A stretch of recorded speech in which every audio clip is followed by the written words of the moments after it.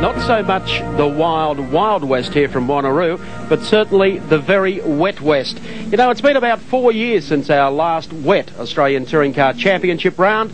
4 years exactly to Wanneroo Park Raceway, and here we have it today.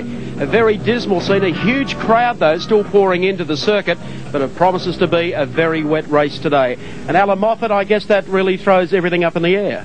Well, it hasn't thrown it up in the air for the Commodore fellows, Mike.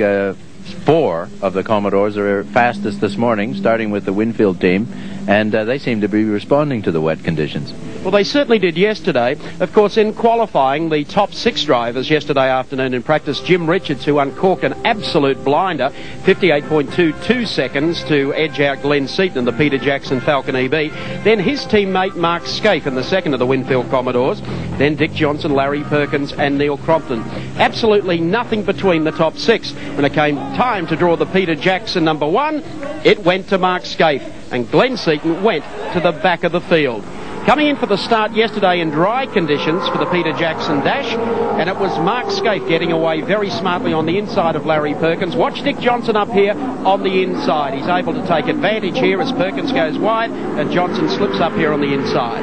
Nice move by Dick Johnson there, and it gave him a nice run here into the S's to consolidate second place and go on and stay in there till the end of the dash. Glenn Seaton popped out of the draft trying to make some ground. He did up into 4th spot here behind Larry Perkins, but was unable to go on from there. Neil Crompton dropping back through the pack, but it was Mark Scaife across the line to win, of course, from Dick Johnson. A fabulous win there from Mark Scaife yesterday in the conditions. Conditions are a little different today as we go down to a very wet pit lane and say good day to Andy Raymond. Thanks, Mike, and yes, it is an absolute shocker of a day here in the west. The Weather Bureau has forecast the rain is here to stay. Mark Scaife, it's a complete turnaround from yesterday.